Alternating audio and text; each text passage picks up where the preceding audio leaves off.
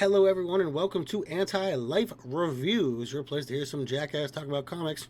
Plenty of those on the internet, so I'm glad you joined me. It's episode number 67. Today we move away from the big two of Marvel and DC, and how funny is that to say now? And look at a company that I was always a fan of, that brought us some great and unusual comics that were different from what we had been getting, into Dark Horse Comics. One of their big properties, maybe the biggest property they had, was Hellboy. Well, today I'm looking at the first longer-form Hellboy story in Seed of Destruction, which ran from March 1994 to June 1994. And yeah, I'm excited to talk about Hellboy some more. So let's get to it. Of course, before we begin, please hit that subscribe button. Please hit the like. It really does me a great service. Helps me grow my modest page into a much more bigger, dominating, destructive page. Look at the writers and artists on this. Writers is Mike Mignola, who's also the artist on this. Creator of Hellboy, has his hand in the character since then, mostly known for Hellboy. Mike has such an interesting art style. It speaks to me on a visceral level. He thanks Jack Kirby and H.P. Lovecraft at the beginning of this, and that says a lot about his influences, which, oddly enough, are two of my biggest influences. So I feel some level of kismet with Mr. Mignola. I have an understanding of his art, in my own mind, that is, that goes beyond just appreciating it. An interesting, incredibly talented man that is known some great success, well-deserved success, I say. And John Bryan. John helped Mike with the scripting as well as, this is being a kind of a new thing for Mr. Mignola, writing a full comic like this. It's good to have a name of a guy like this on your early comics, known for creating Kitty Pryde, Emma Frost, Sabretooth, Scott Lang, Omega Red, etc., etc., etc. Credible runs on various Spider-Man, Superman comics, the Avengers, and lots more. A comic staple for a long time. His Thing comic was quite good as well. I think the Thing is an underrated character. Issue 1, Hellboy, is a comic with lots and lots of lore, deep, varied, just ton. I'm not going to get too much into the incredible lore even presented here, but I might touch on some of it while I can. We get a quick backstory of Hellboy in World War II, a strange bearded man whose name I won't reveal just yet. Someone's a demon from hell for the Nazis, but it goes awry and the demon ends up in the Allied hands, and they call him Hellboy. We then meet his adopted father, Trevor Broom, and we skip ahead to 35 years later where Hellboy is all grown up, looking like he's in his early 20s. Trevor discusses leading an expedition party to an Arctic temple where they found a Lovecraftian temple, like you do. Trevor has a hard time remembering anything past that. Then frogs attack, which may seem innocuous enough. These frogs are evil, and they kill Trevor. And we get our first of many awesome Hellboy versus Eldritch horror fights where Hellboy kills a frog monster with his giant gun. He then contacts a group of people to come help him. After that, we see a file naming a number of people we will see later, all Nazis, including Klaus Werner von Krupt, Karl Rupert Cronin, Ilse Hapstein, and Leonard Kurtz. So it's the first mention of the BPRD, the Bureau of Paranormal Research and Defense. Mike's issues, I've never been bored with a Hellboy comic, not in my life. And it's not even that his writing is just good, because it is usually good. It's not something formulaic to a fault. It's the art, the atmosphere. So much is going on. Every panel and page hides something.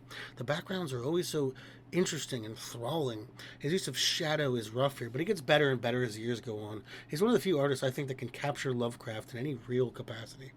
The relationship with Trevor here is way different if you've watched the movies. He's no John Hurt. While they are close, him and Hellboy, it's almost a little bit more cold, a distant relationship.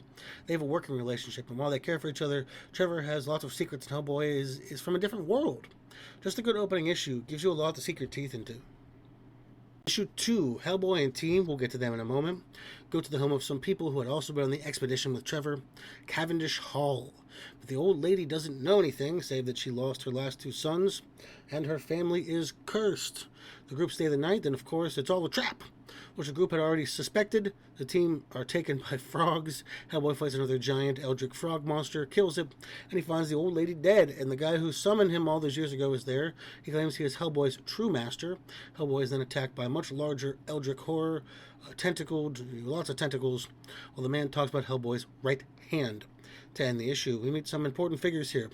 Elizabeth Sherman and Abe Sapien are the people with Hellboy. Elizabeth is a psychokinetic, pyrokinetic, I apologize, means she can control fire with her mind, and Abe as well, he's a human-fish Atlantean hybrid guy who was found in an old hospital with a note from April 14th, 1865, the day Abraham Lincoln was assassinated, hence Abraham Sapien.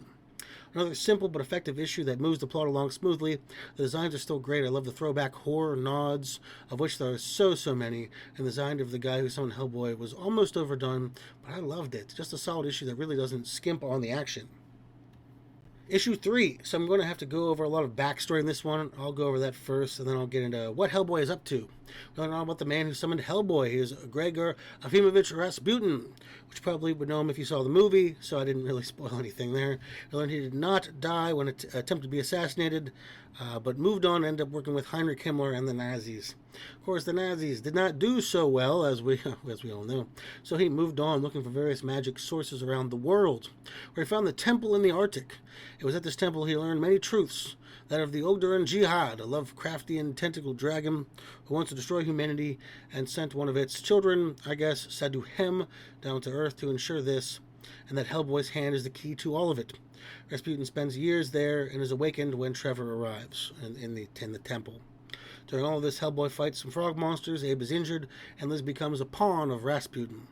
Flashbacks are awesome, all black and red, dark and brooding. We see the Nazis like supernatural team with a guy who's just a head in a jar with a swastika on his head, guy in armor, a gorilla with a Nazi brain.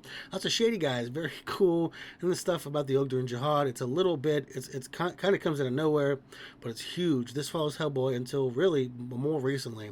There's a huge revelation, and it's awesome. Mike expands on that Lovecraft lore, these monstrous elder things. He repurposes them in his own way. It's really interesting. It opens up this story a little bit. This character gives it so much lore than we know. There's a whole world out there, a whole universe they can expand on, and we want more. I want more. It's compelling stuff. If not, my only criticism, a little too much exposition, but that's minor. Issue 4, we have the obvious showdown. Rasputin, using Liz's power and energy, begins to open a portal for the Ogdoran Jihad. This begins happening, and we see each of their Ogdur in their prisons, and it's being cracked. Abe shows up and stabs Rasputin, being guided by the power of spirits lost to the house that they were. Sadu Hem is burned up by a backlash of power. Abe saves Liz, and Hellboy and Rasputin have a final showdown, with Hellboy destroying the elderly wizard. The team leaves, and in the Arctic we see the Nazi machine, a Nazi machine, not the Nazi machine. We have not seen this Nazi machine before. And some villains come through a portal, ones that we were seeing in Rasputin's flashbacks and in the pages in the first book, in the first issue that I mentioned.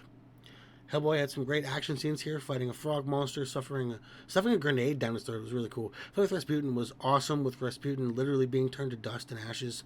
Same with Sadu Hem. Rasputin's warning that Hellboy will never understand the power inside of him, along with the evil Nazi showing up, is great stuff to keep you wanting more. When the Jihad is awakening, we see an alien monitoring station with cool, like, dark side looking aliens who are concerned about the Jihad destroying the universe. Really cool stuff. And like it once again expands this world. We get no explanation for it, and it's so awesome. And you're like, what the hell is going on? Who are those guys? And it's like one panel. It's like two panels. It's like nothing. Really wonderful. Overview. So if you can't tell, I think this was great. Just really solid stuff. A really great opening salvo for Hellboy. We get so much here, but just little enough that we want more. We are hinted at so many things. Even the things we're told about, we only have little information about it. Really, how you want a comic to go. The story itself was interesting, well told, well paced, not decompressed. It's 4 issues where there is action from beginning to end, and we're left understanding the character of Hellboy enough that he is likable, but there's a mystery to him that we want to see more of, not to mention Abe and Liz, who, as far as Abe is concerned, becomes a really compelling character in his own right. Liz is okay. This was Lucy made into the first Hellboy film with some obvious changes. They mixed in a few other stories, but they were as faithful as I think was appropriate. I enjoyed the first Hellboy movie. Ron Perlman did a great job as Hellboy. It was a very good casting. Last, I'm going to talk about Lovecraft. I know there will be always a racist, and that's what it is. He was.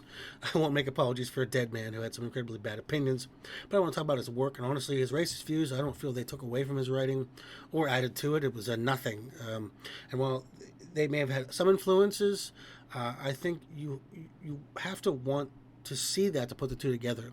But I won't get into the separation of art and artist, and I certainly won't make apologies for someone else's bad opinions.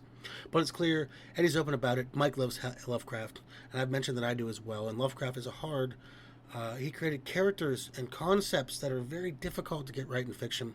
especially in a visual medium. I think it was Neil Gaiman who said, once you see a Shoggoth, you lose so much of that horror, and I agree.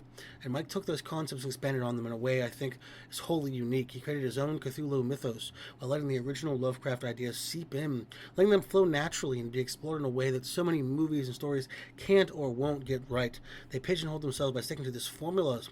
But the idea of Cthulhu mythos, in my opinion, is that it's ever-changing, ever-growing kind of universe. The fact is, Lovecraft talked about things, nebulous things out in the universe, that were never set in stone. That's kind of the point.